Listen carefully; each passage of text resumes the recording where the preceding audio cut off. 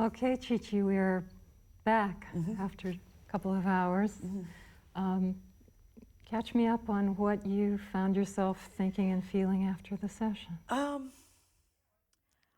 This was my second session with Chi-Chi. We had only a couple of hours between.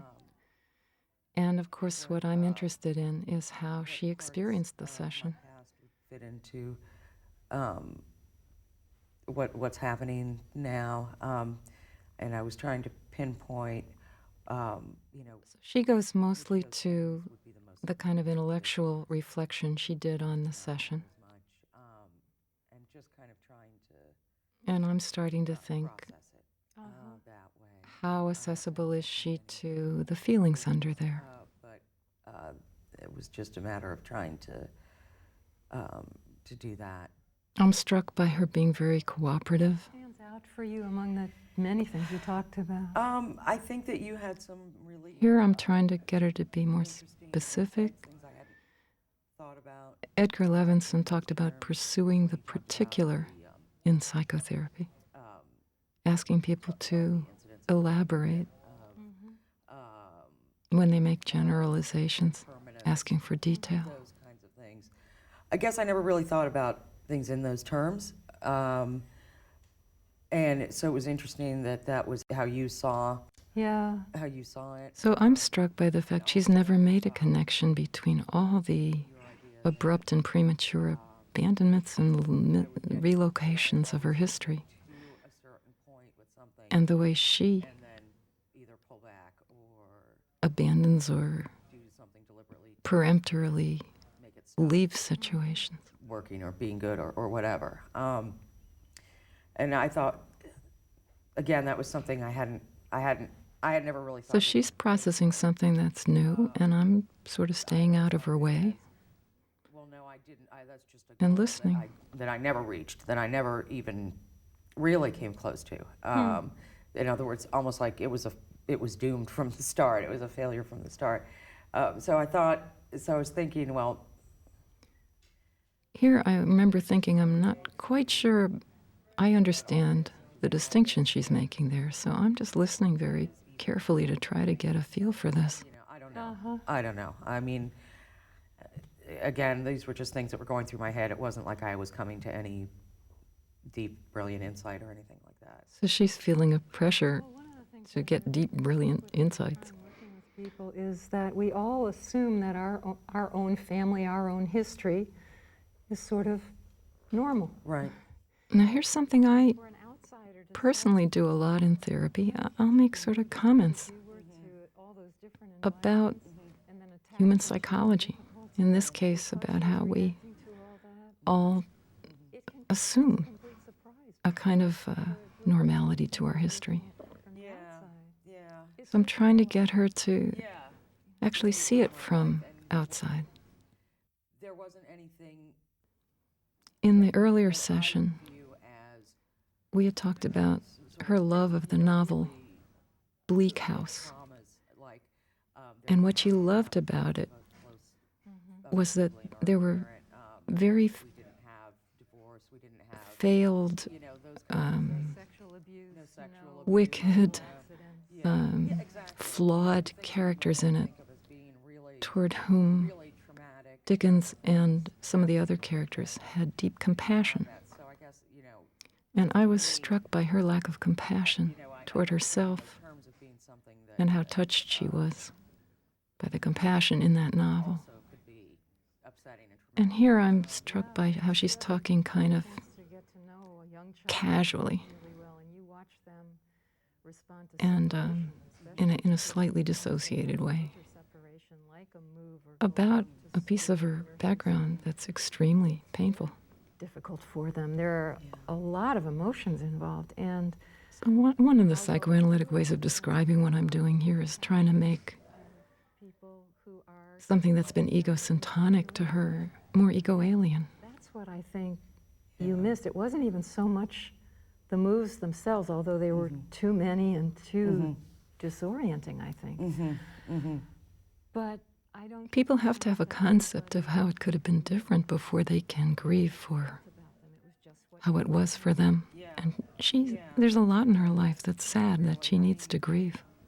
There was a few years ago, my mother asked me, she said, sometimes I wonder if it was really the right thing to do to move you guys around so much when you were little. It hadn't occurred to her until then that it might have been a problem. There, I just made a spontaneous joke because I was struck by her mother bringing it up later, never apparently as a kid, talking about that this must be painful to her children. And when she said that, I said, well, I said, I think that there were good things and bad things about it. Now I hear that she's trying to console or comfort her mother, which is something that had struck me in the first session, that she, in an incident off camera, had been kind of consoling to me when I was freaked out about how they had over-made me up. Some of them were out of control. So I talked with her in the earlier session about her tendency to switch roles and act like a parent toward her mother. She did like all the traveling and all the movies. But I guess I should point out that her bringing this up about her mother later, talking about how it was a bad idea, perhaps, to have moved her kids so much. Most analysts, I think, would see as a confirmatory association, that I'm trying to get her to see that it was a problem. And her thoughts go to, gee, my mother actually did imply many years later that maybe it was a problem. Because it reminded me of when I was in school, in high school. I was in high school overseas, and a large number of my classmates. And here's another confirmatory association. In the psychoanalytic tradition, the way we try to feel out whether what we've said has been helpful or has been close to some kind of emotional truth is not whether the patient agrees with us, because you can agree to be nice, to try to be compliant out of fear that somebody will attack you if you don't agree. But if their associations move to an area that elaborates on what you've just talked about. I thought that was interesting. Yes. But again, I think that parents don't think about that, or again, I hear maybe they her feel they have trying no choice. to I don't know. defend her parents. I hear in your saying that a wish to exonerate your own parents, who you love, and who are probably doing the best they can. Right. But some parents do think about that, and Again, I'm trying to make it a little ego-alien to free up her sense that it's not unreasonable that she grew up an angry kid. She had talked in an early interview with John Carlson that I witnessed before I worked with her about anger and a problem with anger.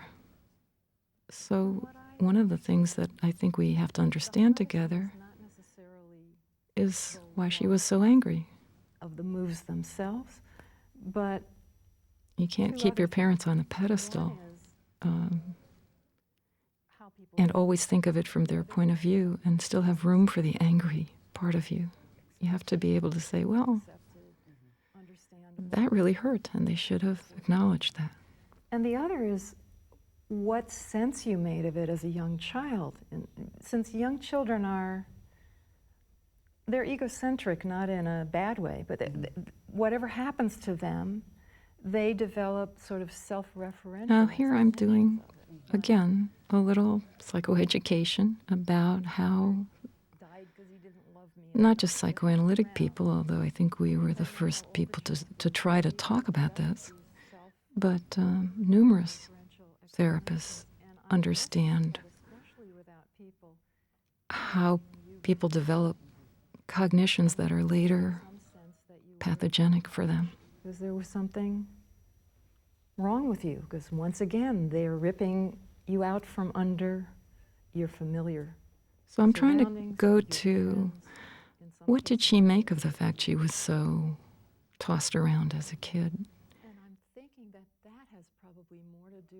In this area, I think there's probably a lot of overlap between this kind of work and what someone like Judith Beck does, looking for, I would call it an unconscious cognition. She probably would put less emphasis on the unconsciousness of it. But I'm looking to make her conscious of the fact that she's carrying around, at some level, a conviction that she wouldn't have been punished this way if she were better. Yeah, Again, that's just a hypothesis. I don't recall having those feelings when I was little about those upheavals and those, I like that she says that because she's not being so compliant that she's saying, oh yeah, of course I did. really, it wasn't ever She's staying true. It wasn't ever, presented as, well, we know this is going to be difficult, but it was always just, well, this is what we're doing, deal with it. Yes. And I think, the other kids that I'm not surprised that she doesn't remember those feelings from earlier. Many of us don't. They are unconscious. And it's, of course, only a hypothesis that that's what she felt and continues to feel. the Army's probably the same thing. Yes, I was thinking about military kids. I've Probably the same. run into similar stuff. And it's the same. But I think it's usually a the same, pretty reasonable hypothesis This is just what military families when you look at how harsh she is with herself. Right. Don't be a baby. Right. It was, that was very much the So I am moving into the kind of harshness. I think really. In the first session, she had described her tendency to sabotage herself, and she talked about how she conceptualized it as, I'm lazy, I'm incompetent. And I heard a very harsh internal voice, just pushing her around. I really started acting out. Sure. At which, that's the age that. Now, just saying sure there, what I'm trying to do is make her less self-critical about the fact that she was a really troubled adolescent. Yeah. Yes. So that was. I'm also trying to sort of help her look back at herself. There's a way in which I've learned over time that people have some sense of continuity with who they were in the past, and they don't quite see how young they were. She could probably look at a 13-year-old girl now and think, boy, that kid, of course she's a mess. Look at her family, look at her experience. But when she looks back at herself, she just goes, why was I so screwed up? I was bad.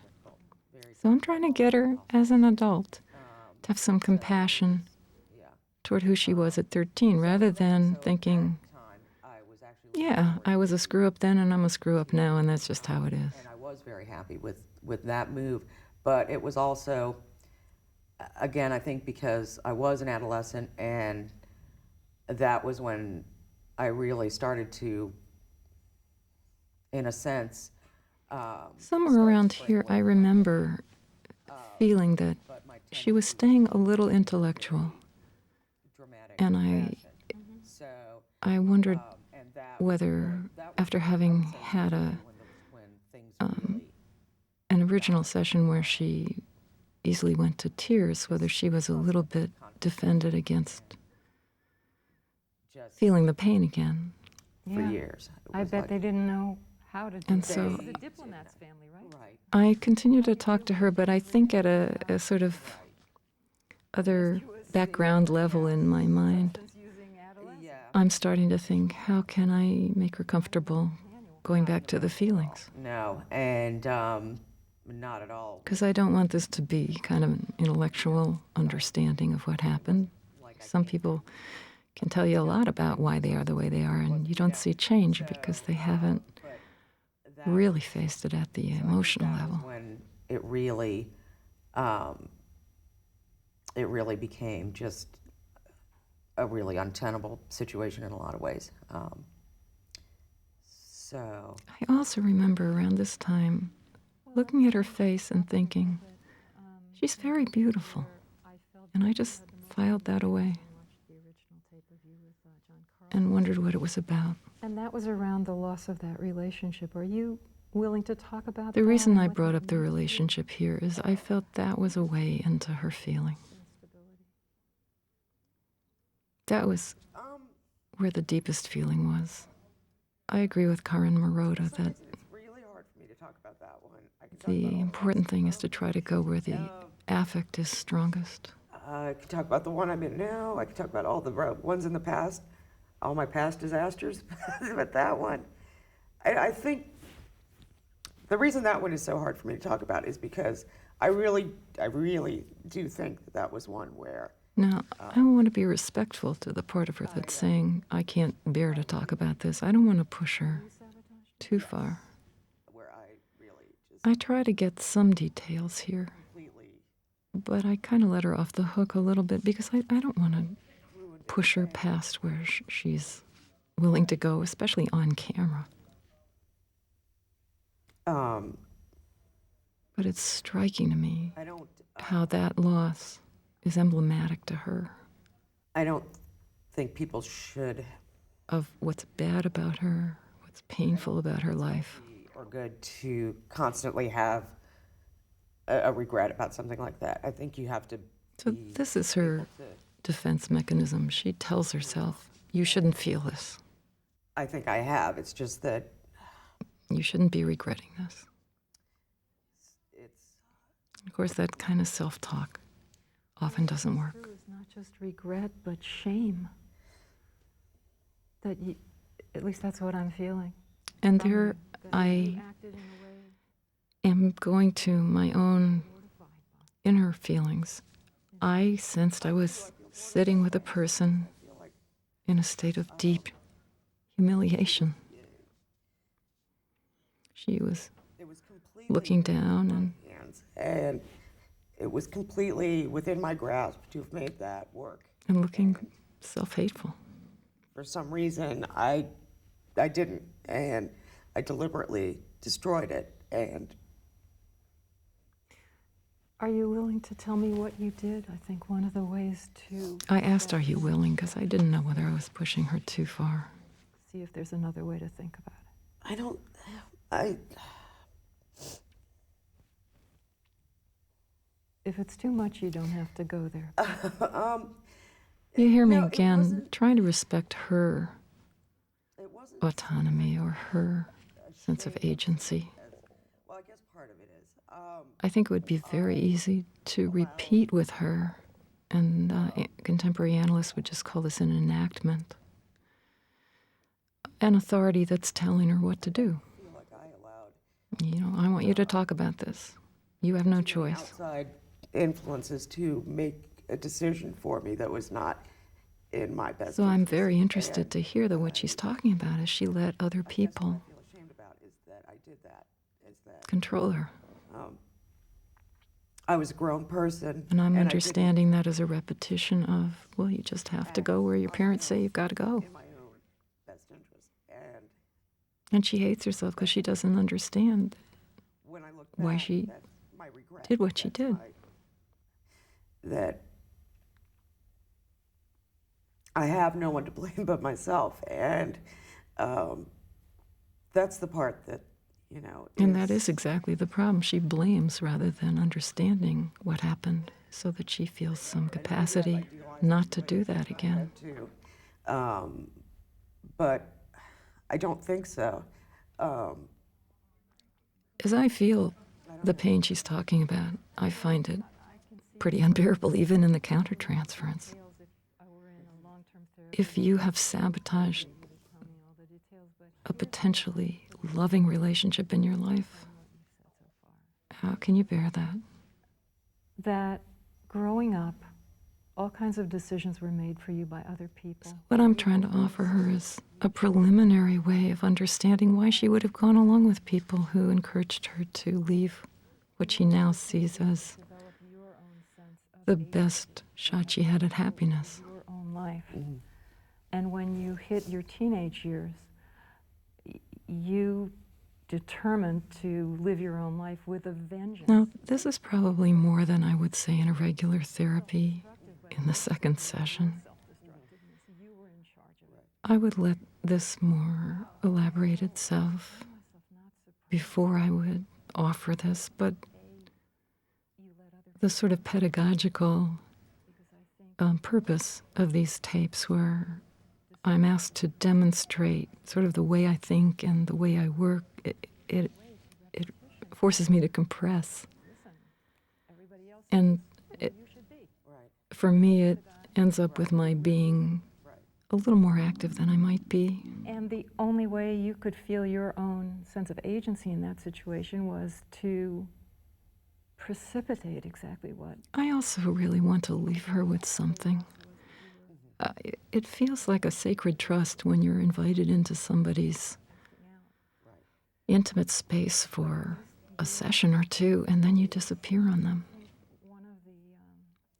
And I want to give her something. Your history is that you can feel your power mostly in opposition to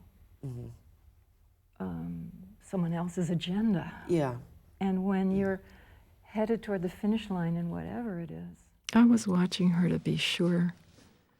It felt like she really was able to follow this emotionally with me. I think there's, with very self-hating people, you always have to worry that That's interesting. it's very hard to let them off their own hook. If you're supportive to them, they tend to feel you don't get how bad I really am. And they may be compliant, but internally they may be saying, well, gee, she's a very nice woman to think about it this way, but she just doesn't know how flawed I am. So I'm kind of watching her to see if that's what she's doing with this. No, because what am I opposing now? Well, the unconscious isn't so rational. Well, okay. And there I'm just trying to, again, get her to give herself a break and see that some of this stuff is not under her conscious control because some of it isn't conscious. Why doesn't it make sense? But in a way it made perfect sense in your family of origin. That really was the only way that you could feel like you were living your own life. So I'm trying to get her to get some compassion toward that child in her. And she's saying, no, I'm bad. Why couldn't I do it differently? You needed some help from the adults in your life to give you a slowly developing sense of agency, including maybe things like saying to you, we do have to move, but... Again, I'm trying to make it a little bit ego alien for her in thinking through what she didn't get. When you don't have something, if you've never had salad and lived on gruel, you don't have a concept of salad. I know you're miserable about moving, but at least... And I do believe her parents loved her and were good people, and ultimately she'll come to feeling like they did the best they could. But before we can forgive people for damaging us in certain ways, we have to be clear about what crime they committed. You can't forgive somebody for something you haven't been able to formulate. A lot of this kind of therapy is about formulating what was previously unformulated. Donald Stern's work about unformulated affect, unformulated experience has influenced me a lot. It's not always that the feelings are there but not conscious. It's that they haven't ever really been given voice, and the person doesn't even quite know how to experience them or narrate them. I see you sort of struggling to make it fit. I may be completely wrong. Again, I'm I don't know. being careful not to be the parent who just tells her what she's got to do. And there will be a sense that you can make of it that doesn't involve this self-critical, Right. I'm just an idiot Right. reaction that has been your favored way of dealing with it. There where I sort of teased her about it, I would typically do that with people who are very self-critical, because I have found that where they have trouble taking in explicit support, sometimes if you sort of rag on them a little bit, that's quite a conceit that you're worse than all the rest of us wretched people. that they can take in, because you're saying, yeah, cut it out. You're sort of attacking them, but what you're attacking is the self-attacking part of them. And they can take that in better than telling them that they're really okay. Which, of course, we don't have the authority to say that anyway. For me to have complete trust, even that those things are really as good as they seem, or even as. Tell me about some of those. What are the things that you haven't had trouble taking to their completion or being successful? Now, here is something that I often do in an early session. I think patients worry that their therapist is going to reduce them to their psychopathology. They're going to see them only as the troubled part of themselves. So I try to hear where they have done well, what their strengths have been. Here, I'm encouraging her to talk about where this self-destructive pattern doesn't happen, so that she can see that she doesn't reduce to a screw-up. Other positive things of my current relationship, I would say, has been successful, and I'm hoping that as she notices this, as she says it out loud, it will help her to see that she has the capacity to do it differently. that way, because that's not a good thought to have in the back of your head. The older analyst would have said she had a really harsh superego. I guess more contemporary people would say that there's a self-state she gets into easily in which she just hates herself.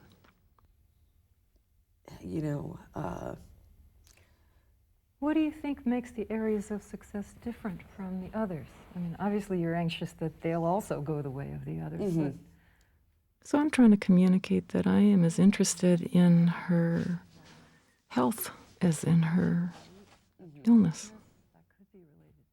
To use a medical metaphor that doesn't really always apply very well. I mean, that's certainly, I'm certainly unhappy with my appearance because of my weight. Now it's interesting that she went there to me. There's a lot of pain here, and it kind of makes sense out of my fleeting notion early That was always something that I was seeing her as beautiful. I think she has lovely features, and if you've been a beautiful woman and you lose it, that was always something I felt really good about. it's a terrible loss. And there you see how much she has suffered from the fact that Proud of my appearance. she hasn't been able to lose weight. That feels like a big loss too. And no wonder you understood my feelings when I was upset with the makeup. this morning. That's right. There I'm just bonding with her one woman to another there. We weren't supposed to see each other before this meeting, but we did see each other at the makeup artist. And I did freak out about being over made up, and she ended up comforting me. And in the previous session, I had connected that with her tendency to comfort her mother rather than feel like the child who needed to be comforted. And supposedly it's important to me, and I can't do that. So why, why is that? This is something I hear so often from patients. Why do I do this? And it goes way beyond, I'm depressed or I'm anxious. I just witness myself screwing up again and again and again, wrecking my own happiness. I don't have any explanation for this except that I'm somehow flawed or bad. Again, in the past, I found myself in situations where I was in a good job. Not that people aren't also flawed and bad in ways, but they reduce themselves to only that because they don't have any other way of understanding themselves. So why do I keep not making it work. And would you get fired because you had done something provocative or lashed out? We Yeah. haven't talked about your anger too much. Here, I'm both just trying to understand and again going for the detail. Because if you want people to feel less shamed, you got to get them to say what they really did rather than sort of glossing over it. If you tell your therapist exactly how badly you behaved and the therapist doesn't freak out about it, it can undo shame. But if you gloss over it, you are left with the internal sense of, well, I kept her from seeing. What if she saw, she'd freak out about. See me around. Yeah, Yeah. I imagine when you were a teenager and when you were screwing up your life in certain ways, Yeah. you probably had the same sort of voice in yourself going, why are you doing this? Yes. What's the, why? Here I'm trying to just help her see how long-term this self-criticism has been. I'm trying to reframe what she should be working on But it just seemed like it was as addressing her tendency to beat up on herself. Because I think that's the first thing we have to deal with in order for her to explore what's going on.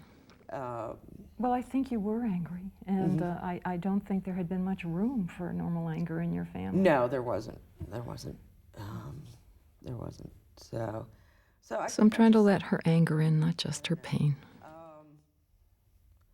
But now it's like I've worn all that out, and I'm taking seriously now that what's left? she accurately describes her own Well, let me make a recommendation. contribution to her troubles. I don't want to As I said earlier, sort of go in with the idea of, oh, you poor victim.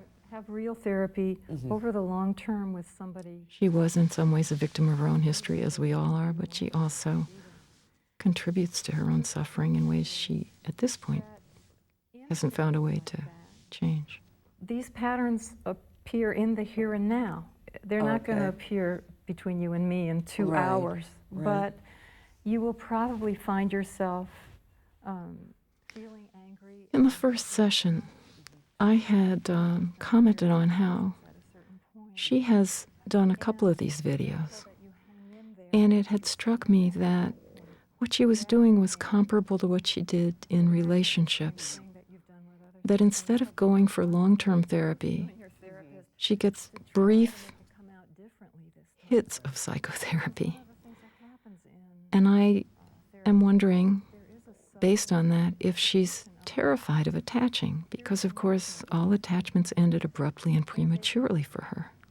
they can just They were just unless taken out from under her. both parties are attuned. So I'm thinking that the best thing I can do for her therapeutically in this short period of time is to work with her resistance to going to long-term therapy, Find yourself feeling where somebody will be with her for the duration, will fearful that you're going to behave devotedly. And so I'm elaborating on that to her. And I'm trying to prepare her for what I think is a pretty predictable resistance that she will run into in herself as she feels comfortable in a relationship. We know that she tends to sabotage them. And I would be amazed if that didn't come into the psychotherapy. I've learned that people with this pattern sometimes can hang in and look at what's happening if you predict that that's going to happen. So I'm predicting this so that when she gets into therapy and she starts to attach and she feels an unconscious panic and has to sabotage this work, she doesn't just run. But it would really require an investment. Right. You know, it's not going to be something you'll get from a one-shot thing. Right. Yeah, she's come for a life pattern kind of thing, so she definitely needs long-term work on this. Yes, frequently. And do you have recurrent dreams? I guess I asked about dreams here just because I was asked to sort of demonstrate the way psychoanalysts or psychoanalytic therapists work, and we often ask about dreams. And there's often very interesting information in dreams. I felt that her response to this question didn't lead to a particularly stunning place, as sometimes it does. Sometimes people have a recurrent dream that's sort of a shorthand for their whole life experience. But I did think there was something in where she went here. Ocean and beaches are things that don't change much. Oh, know. interesting. Natural, not that. That's I guess I buy into the idea that the old Freudian idea, I don't universalize about it. I think there are many different kinds of dreams, but Freud was struck by how dreams can be wishful. He thought all dreams were wishful. I don't agree, but I think there is something wishful in this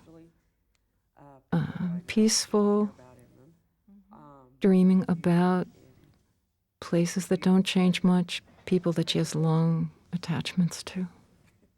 I want to go back there. It's a self-comforting kind of a dream that she's reporting, I think. I bet you felt that. And when she said, I want to go back there, that really resonated with me. It just touched what seemed to be a core affective experience of her life. I've been ripped out of something. I want to go back there. That's, You haven't had recurrent nightmares or any? I'm just when I was young, asking here to see whether there's something that comes up in terms of nightmares. I did. I'm just exploring. But I'm pleased with how she's looking at this. She's still in touch with her feelings. And she looks genuinely reflective. So I feel like the space between us is intimate and The bad honest. now are I have dreams about I would qualify them as nightmares. They're dreams about people dying. So loss struck me again. Had people die on you? My father. That's right, 10 years. And then I remembered I had learned that in the information that I got before I saw her, that she'd lost her father 10 years ago. And she obviously admired and loved her father. He had So again, I want to go for the particular. a heart attack about a year later. Losing a parent is a major milestone for anybody, and sometimes around 10 years there's an anniversary reaction where people get depressed or anxious. And it's not consciously related to the death. It was terrible. Yeah. So I thought that might be going on there and that she might need to process a little bit of the grief that remains. But after he had the stroke, he didn't want to take care of himself. He didn't want to do the things you're supposed to do or do his physical therapy or any of that. He kind of just gave up. And so, yeah, it was. I remember thinking, this is a very lonely woman. And Not an interesting woman, not a hard person to relate to at all. Warm, forthcoming, And did you honest, yeah. but deeply alone somehow. Did your family, were they able to grieve together? Yes, we were. So I'm looking for how much support is she able to find now? And I was glad to hear that her family can process emotion better than they probably could when there were 3 kids close together and the husband was going from one country to another and the family had to follow him. So, yeah, we were able to. My mother had a really hard time with it. I bet. She took a very long time to. I imagine Yeah, because yes. her whole life was an adaptation to Yeah. his life. And they'd been together so long, Yeah. and so it was really hard for her. I'm being sure to stay respectful of her parents, even though I've been trying to get her to see the ways that they failed her, It's her, I worry about her physical. because I think patients worry that we're going to just turn them against their parent. That's really their unconscious worry that the part of them that hates their parent is going to overwhelm them. And I was trained long ago, and it's always been supported by my experience that when you're trying to look at the downside of somebody's early love objects, you have to somehow convey that you get that they did the best they could. You're not trashing them. More fortunate would More, be yeah. not having a sick mother. Yeah. I think that's one of those little There again, telling yourself. It could be a lot worse. I'm seeing her defenses in action, and I'm trying to dismantle them a little bit. Into that role Well, of that's telling you true. that That's sometimes. true. Yeah, that's But true. you've lost your father, and your Yeah. mother's in a worrisome condition. She is, and she is. And again, This it could always be worse defense is very common. You know, people will come in with a gazillion things and they'll say, well, at least I don't have cancer, as if that's going to make their suffering easier. that she doesn't do it.